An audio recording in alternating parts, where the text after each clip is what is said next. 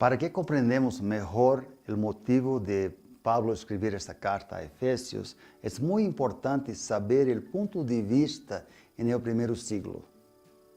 En el primer siglo, las personas creían que los países fuertes tenían dioses fuertes.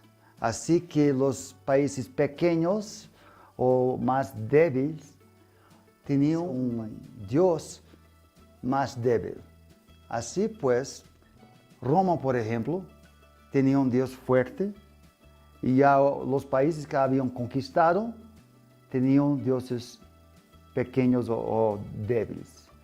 Para Pablo esto era un problema muy serio, porque Pablo se encontraba encarcelado en una prisión en Roma. Todavía Pablo quería que la iglesia de Efesios comprendiera que su Dios era muy fuerte. Pero la iglesia de Efesios miraba a Pablo encarcelado y preguntaba, ¿será que nuestro Dios o será que el Dios de Pablo es fuerte si Roma lo ha encarcelado? Los pensamientos de Dios son completamente diferentes, son contrarios a los pensamientos del mundo. Por ejemplo, en la economía de Dios, los que pierden son los que ganan.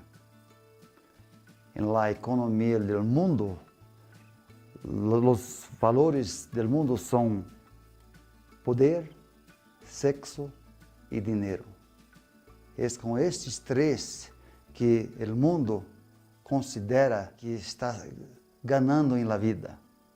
Pero para Dios, en su economía, el poder, el sexo y el dinero son tres partes de nuestra vida que muchas veces nos separa del diseño de Dios para nosotros. Pablo, en su situación, encarcelado, pensaba que estaba igual que muchos que vivían en el Antiguo Testamento. Un ejemplo es David luchando contra Goliat. David era un chico de 12, 13 años, no era luchador, no era guerrero, nada así. Había llegado para apoyar a sus hermanos que eran soldados y, en fin, acabó luchando contra este gigante y gracias a la presencia y ayuda de Dios lo venció. Y este ejemplo de una persona pequeña siendo usada por Dios para alcanzar una obra gigantesca, este modelo es el modelo que Pablo quería comunicar a la iglesia en Efesios.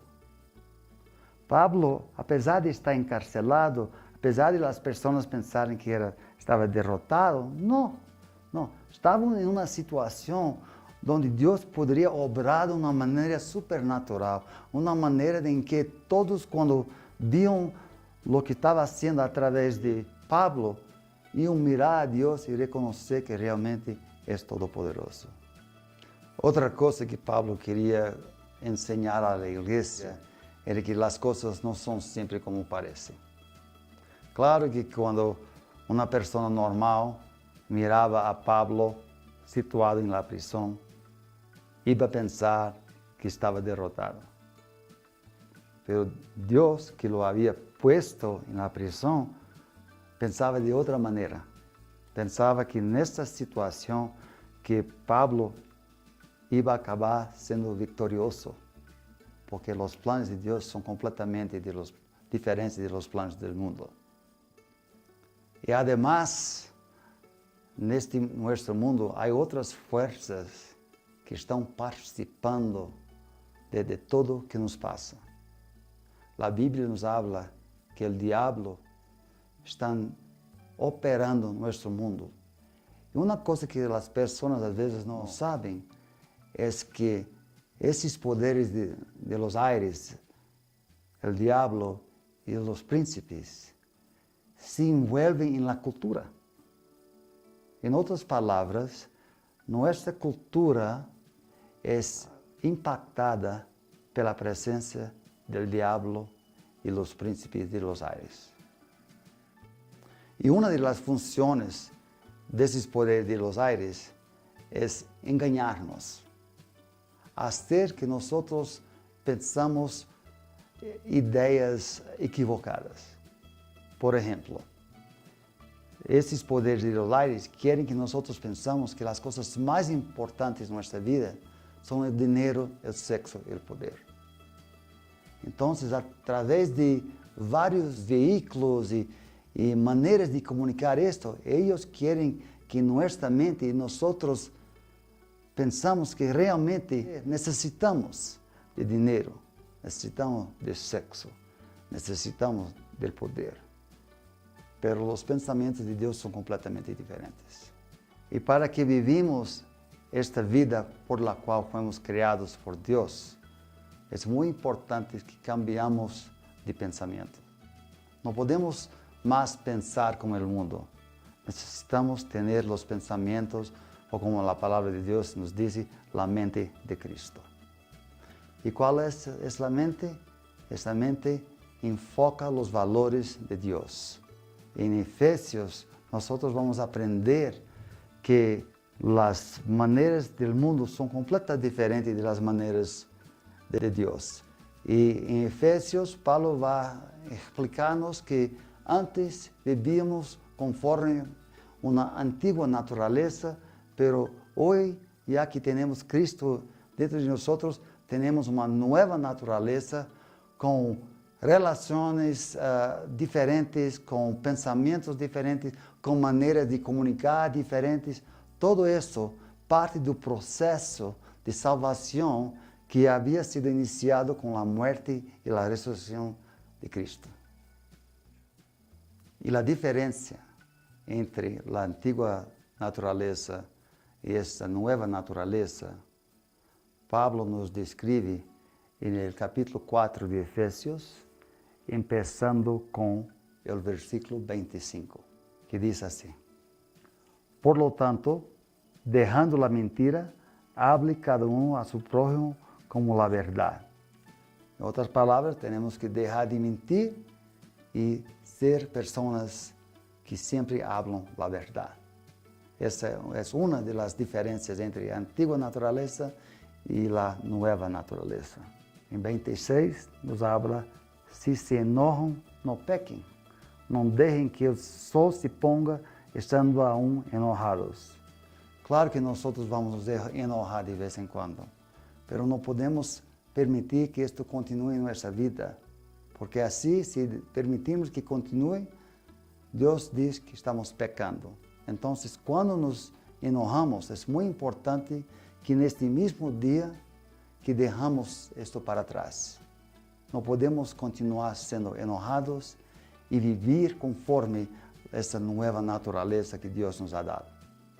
Em versículo 28 nos habla: el que roubava, que não roube mais, sino que trabalhe honradamente com as mãos para ter que compartilhar com os necessitados.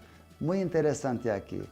Se diz que não devemos mais roubar, mas também nos anima para fazer algo mais, que é compartilhar o que temos com os necessitados. Então, com a antiga natureza, roubávamos, já com essa nova natureza que Deus nos ha dado, vamos não mais roubar e sim usar o que temos para ajudar as pessoas necessitadas. Uma outra parte muito importante de nossa nova natureza, o que Deus está fazendo com essa nova criatura que somos, é que nossas relações são completamente cambiadas também. Essas relações que estavam rotas e difíceis e às vezes um pouco corrompidas, já com essa nova natureza, estão sendo cambiadas para que se pareça mais com Deus, o caráter de Deus. Essas relações incluem nossa relação com o esposo ou esposa, com os filhos, com os que trabalham conosco, e tudo isso podemos ver no capítulo 5 de Efésios. Entonces, parte de esa nueva naturaleza son relaciones llenas de vida, relaciones que realmente funcionen y producen una vida llena de amor y sacrificio, exactamente como Dios nos creó. Ao contrário de outras cartas de Pablo a las iglesias, esta carta de Efesios tiene su resumen en casi la primera parte de la carta. Lo encontramos en el capítulo 2, versículos 19 a versículo 22. Y vamos a leer aquí. Por lo tanto, ustedes ya no son extraños ni extranjeros, sino conciudadanos de los santos y miembros de la familia de Dios. Esto aquí nos indica que Dios quiere que seamos unidos. Uma parte muito importante desta carta, que nós seamos uma comunidade unida. Versículo 20, edificados sobre o fundamento de los apóstoles e los profetas, sendo Jesucristo mesmo la piedra angular. Nuestra vida es baseada en nuestra relación con Jesucristo. Esta es otra cosa muy importante que Pablo quiere comunicar a la iglesia en Efesios. En 21, Pablo nos enseña, en el todo el edificio bien armado se va levantando para llegar a ser un templo santo en el Señor. Un principio, una verdad muy nueva para ellos, es que no van más al templo para alabar a Dios. Nosotros somos el templo de Dios, que Cristo vive en nosotros. Y nuestra nueva naturaleza es baseada en la realidad que somos el templo de Cristo. En versículo 22 nos dice que en Él también ustedes son edificados juntamente para ser morada de Dios por su Espíritu. Nosotros somos la morada de Dios. Y si en nuestra vida reconocemos esto, te garanto que nuestras vidas van a ser completamente cambiadas. Y te anima a continuar estudiando y leyendo la carta de Efesios en sus iglesias, en su colegio, con sus amigos, y que sus maestros les ayuden a aprender, a comprender más esas nuevas verdades que la carta de Efesios tiene para te enseñar. Que Dios les bendiga y espero poder también conocerles personalmente y quizás sentados de su lado y conversar acerca de este mensaje de la carta de Efesios.